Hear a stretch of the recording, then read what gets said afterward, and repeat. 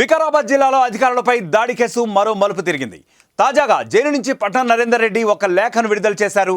ఈ లేఖలో కీలక విషయాలను ఆయన ప్రస్తావించారు. రిమాండ్ రిపోర్ట్లో ఏముందో తనకు తెలియదని పట్నం నరేందర్ రెడ్డి ఒక లేఖను రిలీజ్ చేశారు. ఈ లేఖ ఇప్పుడు సంచలనంగా మారుతోంది. లగచరలో కలెక్టర్ సహా పలువురు ఉన్నతాధికారులపై జరిగిన దాడి ఘటన సంచలనంగా మారింది. ఈ ఘటనలో ఇప్పటికే సుమారు 47 మందిని అరెస్ట్ చేసిన పోలీసులు మాజీ ఎమ్మెల్యే పట్నం నరేందర్ రెడ్డిని A1గా పేర్కొన్నారు. ఆయనను 14 రోజుల రిమాండ్కు తరలించగా కన్ఫెషన్ రిపోర్ట్లో కీలక విషయాలు వెల్లడించారు. అయితే ఈ రిపోర్టుపై జైలు నుంచి పట్నం నరేందర్ రెడ్డి లేఖ విడుదల చేశారు. ఆ రిపోర్టు తప్పని, కేటీఆర్ పేరు చెప్పలేదని ఆరోపించారు. వికారాబాద్ జిల్లాలోని లగచరలో కలెక్టర్తో పాటు మిగతా అధికారులపై జరిగిన దాడి ఘటన రాష్ట్ర రాజకీయాల్లో అగ్గిరాజేస్తోంది. ఈ ఘటనలో రోజుకో సంచలన పరిణామం చోటు చేసుకుంటూ ఉండటంతో సర్వత్రా ఉత్కంఠ నెలకొంది. అయితే లగచరలో దాడి పథకం ప్రకారమే జరిగిందని, ఈ కుట్రకోణం వెనుక బీఆర్ఎస్ నేతలు ఉన్నారంటూ సంచలన ఆరోపణలు వినిపిస్తున్న నేపథ్యంలో పోలీసులు మాజీ ఎమ్మెల్యే పట్నం నరేందర్ రెడ్డిని అరెస్ట్ చేసి రిమాండ్లోకి తీసుకున్న విషయం తెలిసిందే. కాగా పట్నం నరేందర్ రెడ్డిని పోలీసులు అరెస్ట్ చేయగా ఆ రిమాండ్ రిపోర్ట్లో కేటీఆర్ పేరును ప్రస్తావించినట్లు పేర్కొనడం ఇప్పుడు సర్వత్రా చర్చనీయాంశంగా మారింది. అయితే ఈ రిమాండ్ రిపోర్టుపై పట్నం నరేందర్ రెడ్డి జైలు నుంచే ఓ లేఖను విడుదల చేశారు. తన పేరుతో పోలీసులు ఇచ్చిన కన్ఫెషన్ రిపోర్టు తప్పని, కేటీఆర్ గురించి గానీ కేసు గురించి గానీ తాను పోలీసులకు ఏమీ చెప్పలేదని చెప్పారు. పోలీసులు తన నుంచి అసలు ఏ స్టేట్మెంటు తీసుకోలేదని, రిమాండ్ రిపోర్టులో ఏముందో తనకు తెలియదని, కోర్టుకు వచ్చాక తన అడ్వకేట్ కోరితే రిమాండ్ రిపోర్టును ఇచ్చారంటూ పట్నం నరేందర్ రెడ్డి జైలు నుంచి అఫిడవిట్ ఇచ్చారు. అది ఇప్పుడు సర్వత్రా సంచలనంగా మారింది. ఈ లేఖ విడుదల చేయకముందు బీఆర్ఎస్ నేత మాజీ మంత్రి హరీష్ రావు పట్నం నరేందర్ రెడ్డిని ములాఖాత్లో కలిశారు. ఈ క్రమంలోనే తనపై రిమాండ్ రిపోర్టు ఏమని ఇచ్చారని అడగ్గా కేటీఆర్ పేరు ప్రస్తావించినట్లు తెలిపినట్లుగా పేర్కొన్నట్లుగా హరీష్ రావు వివరించినట్లు సమాచారం. దీంతో పట్నం నరేందర్ రెడ్డి ఈ లేఖను విడుదల చేసినట్లు తెలుస్తోంది. అయితే లగచర్ల దాడి పూర్తిగా కుట్రాపూరితంగా చేసిందేనని పోలీసులు పదే పదే చెబుతున్నారు. ఈ ఘటనలో A1గా మాజీ ఎమ్మెల్యే పట్నం నరేందర్ రెడ్డి ఉన్నారని, మొదట 47 మందిని అదుపులోకి తీసుకున్నామని, వారిలో 16 మందిని రిమాండ్కు తరలించామని ఐజీ సత్యనారాయణ తెలిపారు. బుధవారం మరో 5గురిని అరెస్ట్ చేసి రిమాండ్కు తరలించినట్టు తెలిపారు. మిగతా వారి కోసం 4 బృందాలు గాలిస్తున్నాయన్నారు. బీఆర్ఎస్ వర్కింగ్ ప్రెసిడెంట్ కేటీఆర్, ఇతర ముఖ్య నేతల ఆదేశాలతోనే దాడికి వ్యూహరచన చేసినట్లు పోలీసులు రిమాండ్ రిపోర్టులో వెల్లడించారు. నరేందర్ రెడ్డి నేరపూరిత కుట్ర రూపొందించాడని, ముందస్తు ప్రణాళిక ప్రకారమే అధికారులపై దాడికి తెగబడ్డారని రిమాండ్ రిపోర్టులో పేర్కొన్నారు. ఈ ఘటనలో కీలకంగా వ్యవహరించిన సురేష్కు తరచూ ఫోన్ చేసినట్లు నరేందర్ రెడ్డి అంగీకరించారని రిమాండ్ రిపోర్టులో పోలీసులు తెలిపారు. మరోవైపు లగచర్ల ఘటనలో A1గా ఉన్న పట్నం నరేందర్ రెడ్డిని బుధవారం కొడంగల్ కోర్టులో హాజరుపరచగా న్యాయస్థానం 14 రోజుల రిమాండ్ విధించింది. దీంతో నరేందర్ రెడ్డిని చర్లపల్లి జైలుకు తరలించారు. దీంతో నవంబర్ 27 వరకు ఆయన జైల్లోనే ఉండనున్నారు. ఇక దీనిపై మరిన్ని వివరాలు మా ప్రతినిధి మధు అందిస్తారు. మధు, చెప్పండి, ముఖ్యంగా పట్నం నరేందర్ రెడ్డి తాను రాసిన లేఖలో ఏమని ప్రస్తావించారు?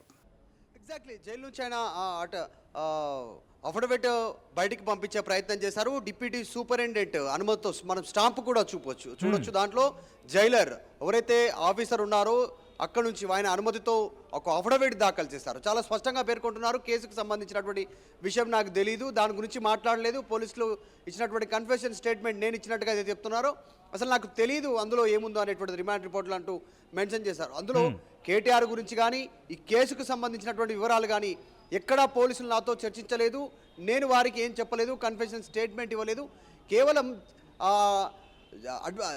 జడ్జి ముందు ప్రవేశపెట్టేటువంటి సమయంలో 5 నిమిషాల ముందు నాతో బలవంతంగా సంతకం తీసుకున్నారు అనేటువంటిది మెన్షన్ చేశారు. అక్కడ జరిగిన ఘటనకు నాకు సంబంధం లేదు, కావాలనే నన్ను ఇరికిస్తా ఉన్నారు అనేటువంటి ఆయన ఈ అఫిడవిట్లో పేర్కొనడం జరిగింది. ఈ 2 పేజీలకు సంబంధించినటువంటి అఫిడవిట్ బయటికి రావడం పైన ఆయనే స్వయంగా ఆయన చేతి వ్రాతతో జైల్లో నుంచి ఈ అఫిడవిట్ బయటికి ఇచ్చే ప్రయత్నం చేస్తారు. దాంతోపాటు బెయిల్ మంజూరు చేస్తూ ఆయన అఫిడవిట్లో బెయిల్ మంజూరు చేయాలంటూ అఫిడవిట్లో పేర్కొన్నారు. కావాలనే ఇబ్బంది పెట్టేలా, కావాలనే నన్ను ఇరికించేలా, స్థానికంగా గతంలో నేను రేవంత్ రెడ్డిని ఓడించినటువంటి చరిత్ర ఉంది కొడంగల్లో, అది అన్ని రకాలుగా నా పైన ఈ రకంగా ఇబ్బంది పెడతా ఉన్నారు, అసలు కేటీఆర్ గురించి కానీ కేసు గురించి అసలు నాతో పోలీసులు సంప్రదించలేదు, నేను వారికి వివరాలు చెప్పే ప్రయత్నం చేయలేదు, కావాలని ఇబ్బంది పెడతా ఉన్నారు అనేటువంటిది ఆయన మెన్షన్ చేశారు.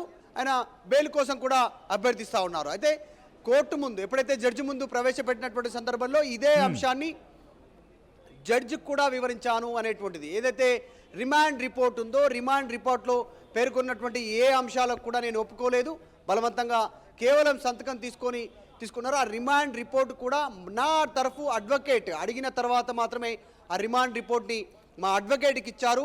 తర్వాత తెల్లారి పేపర్లో చూసుకున్న తర్వాత జైల్లో పేపర్లో చూసుకుంటే తప్ప అందులో కేటీఆర్ పేరుందని నేను ఒప్పుకున్నట్టు విషయంలో కానీ అవన్నీ తప్పుడు రిపోర్ట్లు పోలీసులు పొందుపరిచారనేటువంటిది ఆయన మెన్షన్ చేస్తా ఉన్నారు. సో రోజుకొక మలుపు తిరుగుతా ఉంది. మొదట్లో సురేష్ పేరు A1గా ఉంటే తర్వాత పట్నం నరేందర్ రెడ్డి A1గా మారినటువంటి సిచ్యువేషన్ ఉంది. ఆయనే కుట్రదారుగా, ప్రధాన కుట్రదారుగా పోలీసులు ప్రభుత్వం భావిస్తూ ఉంది. చర్చ కూడా జరుగుతూ ఉంది. ఇదంతా ఒకటి ఉంటే ఇప్పుడు కొత్తగా మళ్ళీ కేటీఆర్ కుట్ర ఉంది అనేటువంటిది కాంగ్రెస్ పార్టీ నాయకులు చెప్తా ఉన్నారు. కేటీఆర్ పేరు రిమాండ్ రిపోర్ట్లో రావడానికి గల కారణమే ఇదని చెప్పే ప్రయత్నం చేస్తూ ఉన్నారు. సో ఎటకేలకు పట్నం నరేందర్ రెడ్డి ఒక అఫిడవిట్ బయటికి పంపే ప్రయత్నం చేశారు. జైల్లో నుంచి డిప్యూటీ జైలర్ అనుమతితో, స్టాంపుతో.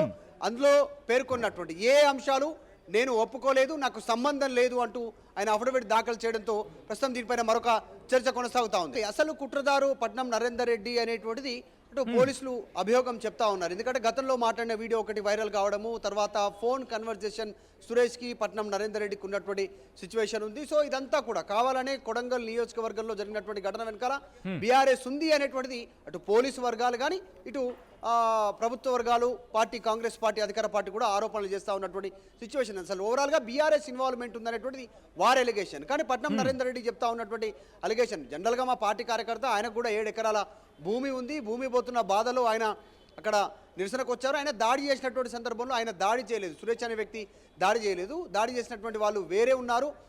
వాళ్ళని కూడా అరెస్ట్ చేసి ఆల్రెడీ జైలుకి పంపించారు, రిమాండ్కి పంపించినటువంటి పరిస్థితి ఉంది. కొంతమంది చెర్లపల్లికి పంపిస్తే మరికొంతమందిని పరిగి జైలుకి పంపించినటువంటి సిచ్యువేషన్ ఉంది. సో వీటన్నిటి నేపథ్యంలో అక్కడ స్థానికంగా భూముల రేట్లు పెరిగాయి.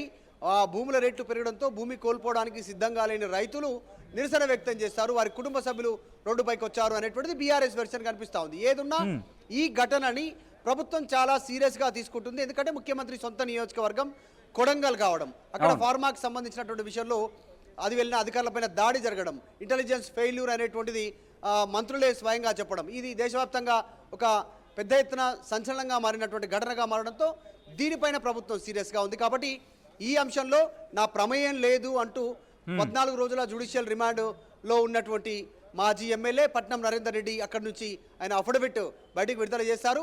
దాంట్లో ఈ అంశాలన్నీ పేర్కొంటూ బెయిల్ కోసం కూడా అభ్యర్థిస్తూ ఆయన మెన్షన్ చేశారు.